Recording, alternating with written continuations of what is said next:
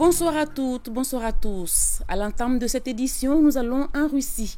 Le Mali fera ses premiers pas dans les années qui viennent dans le domaine de l'énergie nucléaire avec à la clé la construction de 2 à 4 centrales dans le pays. C'est le géant russe du nucléaire Rosatom qui se chargera des travaux. Notre pays veut également se doter d'un cadastre minier. Pour cela, il a fait recours au service d'une autre société d'État russe, la société Rosgeologia. Les deux projets ont fait objet de mémorandums d'entente signés à Moscou à la faveur de la visite de la délégation de haut niveau conduite par le ministre de l'économie et des finances.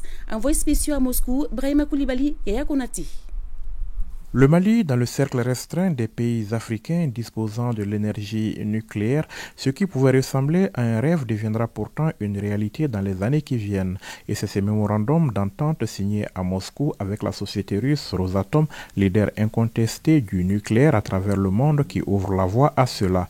Notre pays pourra ainsi disposer du nucléaire pour plusieurs usages avec à la clé la construction de 4 centrales de 55 MW. La première étape va concerner donc l'utilisation du nucléaire dans les domaines de la médecine, de l'agriculture et dans d'autres secteurs.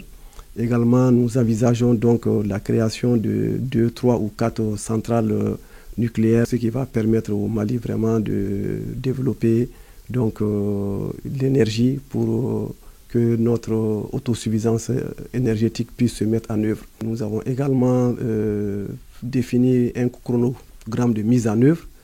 Et d'ici 1 mois, nous allons avoir une visite des spécialistes et des experts maliens qui vont venir déjà en Russie pour commencer à évaluer et à visiter et à se rendre compte de l'importance et de tout ce qui doit être fait. Également, à la suite de cela, d'ici le mois de décembre, une délégation russe va également se rendre à Bamako pour voir un peu le potentiel du Mali, les capacités.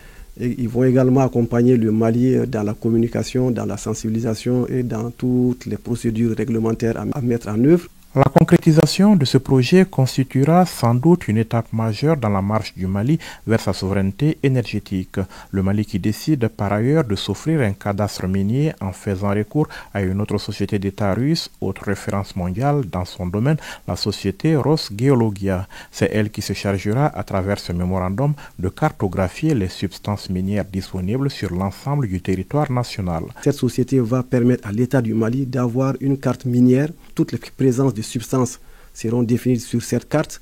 Le gouvernement va détenir donc un cadastre qui va être à jour et qui va prendre en compte l'essentiel de tous les produits qui sont dans le sous-sol.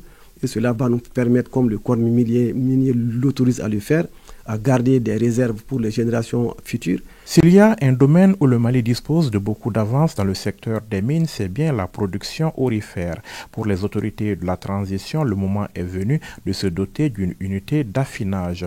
Et cela sera fait dans le cadre d'un partenariat avec une des filiales de la société Gazprombank. Les accords sont en train d'être trouvés pour qu'ils puissent venir réaliser donc, une unité d'affinage qui va traiter au moins 200 tonnes d'or par an.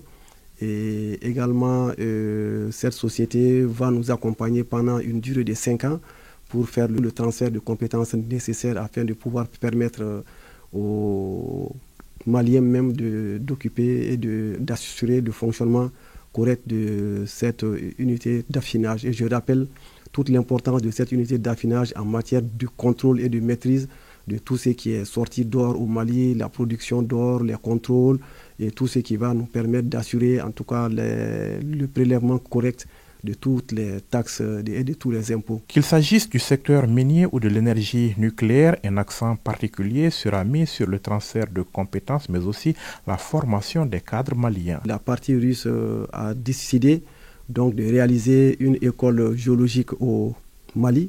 Ils vont construire cette école gratuitement et également ils ont décidé de donner des bourses d'études gratuitement aux étudiants du Mali pour qu'ils viennent vraiment s'instruire et prendre les expertises nécessaires en matière de recherche géologique.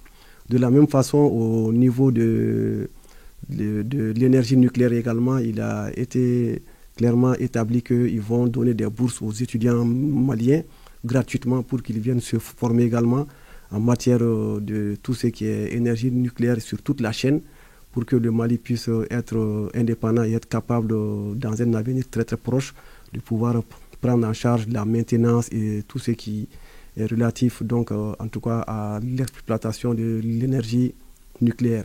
À travers ces différentes signatures, le Mali s'engage véritablement sur la voie de la croissance et du développement tout en poursuivant résolument sa marche vers sa totale souveraineté avec l'appui du partenaire russe.